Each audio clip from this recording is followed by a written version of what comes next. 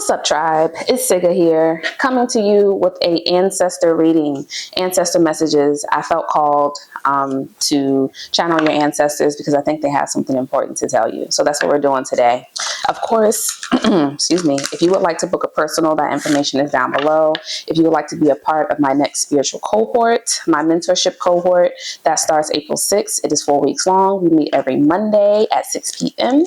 Okay, so we are going to be talking about, for one, what the main influence is over your life right now, your main desire and your main obstacle between where you are and where you want to be, what to do to overcome that obstacle, and what strengths you have that you should be using in the process of the overcoming. Okay, so let's look into that. Ancestors, for the collective, they were very clear that they had a message for y'all today. So we're going to look into what that is. So let's see what the main influence is over your life at this time. Okay. And we have soul family. Your ancestors, the veil is very, very thin right now. And your ancestors are like, we here. We here, honey. We see you, we talking to you, we sending you messages, we are in your dreams. If you feel called to start an altar, if you haven't already, get to it. They are telling you. If you feel called to put certain things on your altar or refresh it a bit, do it. I just put some ice water and rice cakes on mine this morning. So yes, definitely tap in. The reason I put ice water on my altar, by the way, this is actually my first time. My grandmother, when she was alive, she loved cold water. She would always have a bottle of cold water on her. I don't have bottled water, but I was like, I'm gonna get you an ice cold glass of water. So I think she likes it. And she's the person that introduced me to rice cakes. So that's for her. All right. What is the collective's main desire right now? What's running through their mind heavily?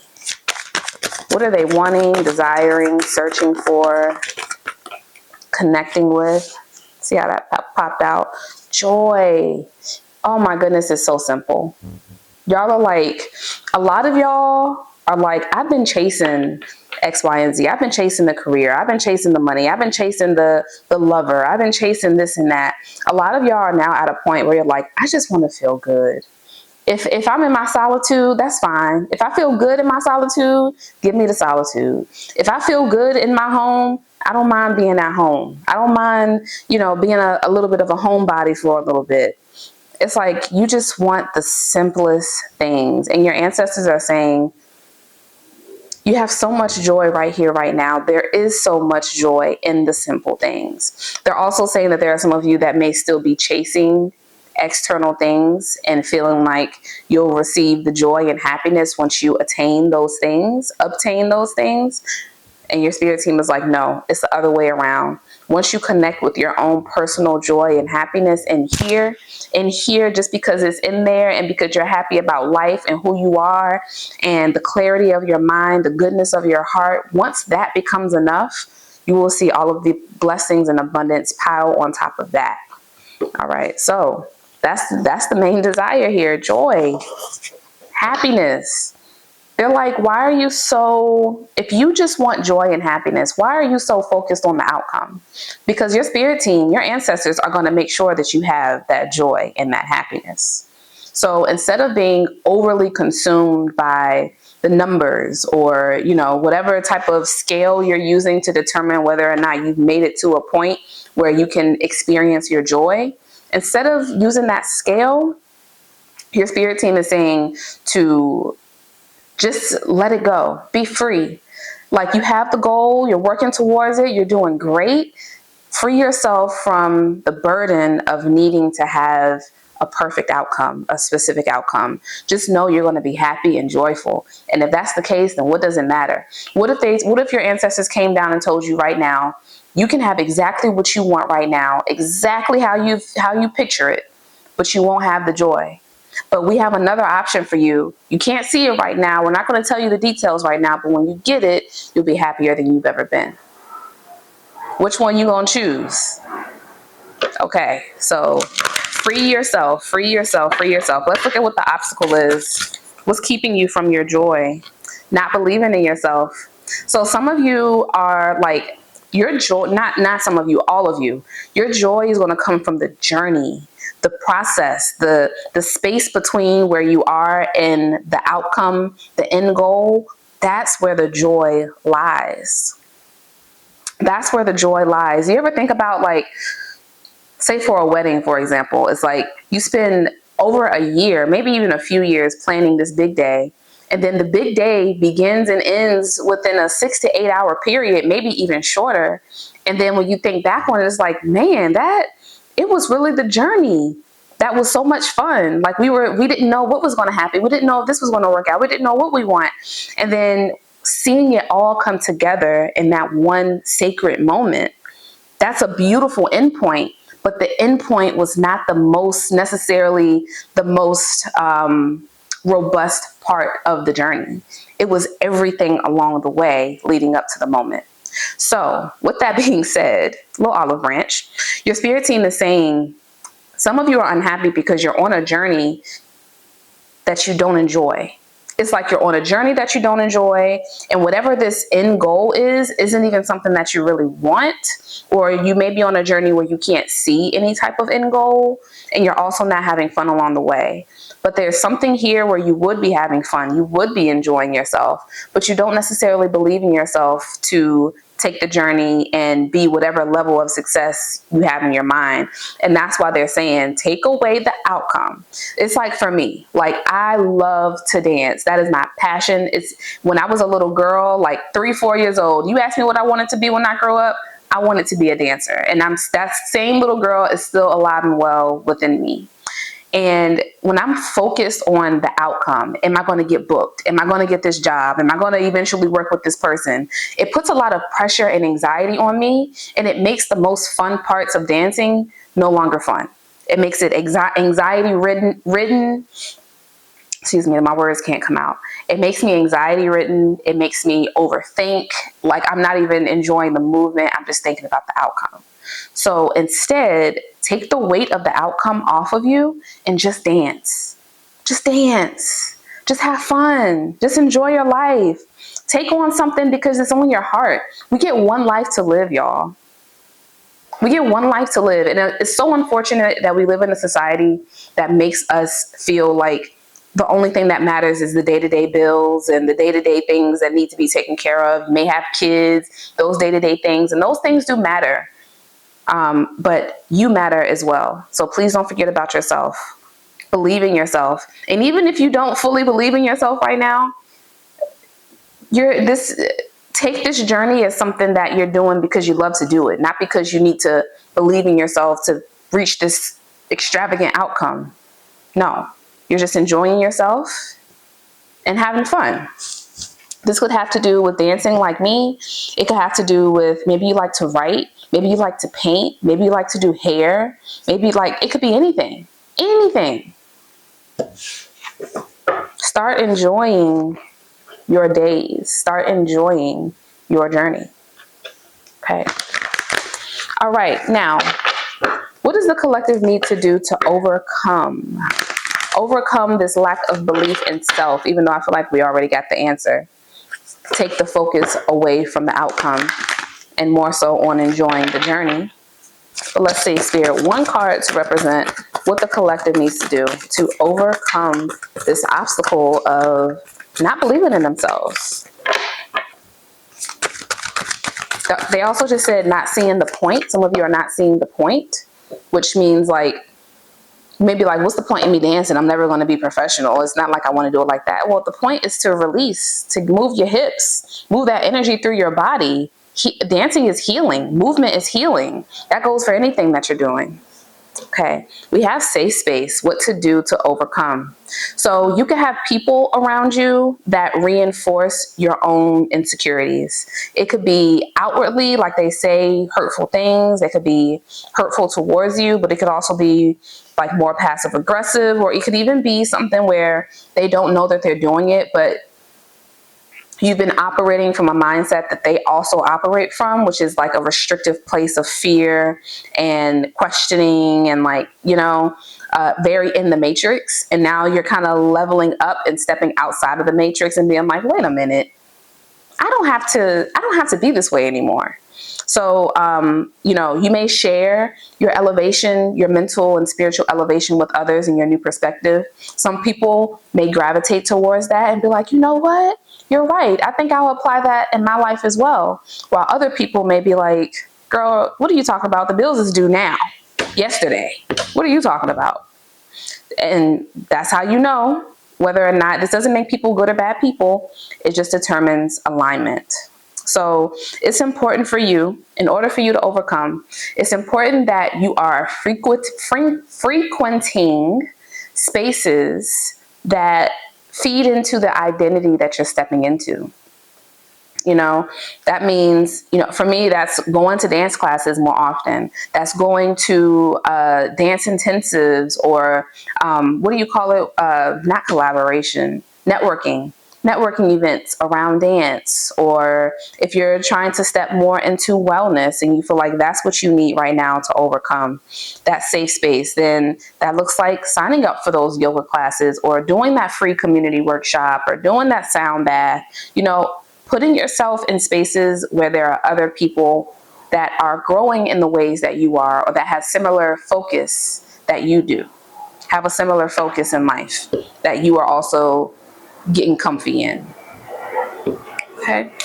I'm also, let's wait till that plane goes by.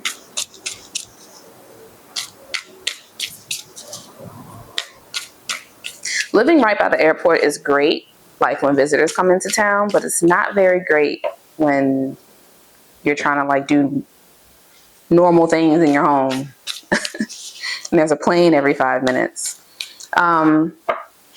They were also telling me something about your home. So your home could be feeling quite cluttered right now, which is not only a reflection of your mind, but it's also cluttering your mind. So it's like a give-take kind of relationship that your mind has with your physical space. It's time to clear some things out. I'm seeing a really, really, really messy desk, or like a really, really, really messy space that used to be your wusa area, like your sanctuary space, your journaling space. It's filled with clothes. It's filled with paper. I'm seeing pens thrown around. I'm seeing random cups and mugs, random plates. You got to clear it out. Clear it out. Tissues and napkins. I'm seeing all types of stuff on this table and in this space. Clear it out. Because you may even feel the call to I think I wouldn't mind sitting down and writing right now. I wouldn't mind sitting down and journaling. I wouldn't mind going into my little space and seeing what ideas come up. But then you think about what that space looks like and you're like, okay, well, no, I don't feel like doing the cleaning right now. Set yourself up for success so that when those moments of that spark coming, you're prepared to allow yourself to step into that space. Okay, so they're saying to clear that space out. Bedroom too, they're showing me some bedrooms. Some of y'all can't even see the floor. Or some of you need to clean the floor. Get your clothes together. Your nightstand is your nightstand. They're showing me a nightstand. Get it together. Wipe it down. Clear it off and wipe it down. There's so much trash. This is also a reflection of how you're living your life. Your space and how you upkeep your space is a reflection of how you're living your life. It's trash piling up. Our old emotions piling up. Old experiences just piling up. No release. No throwing it away. They're saying to get that together. Okay. All right, Spirit. Ancestors coming forward. Thank you. Let's look at what is the tribe's strength.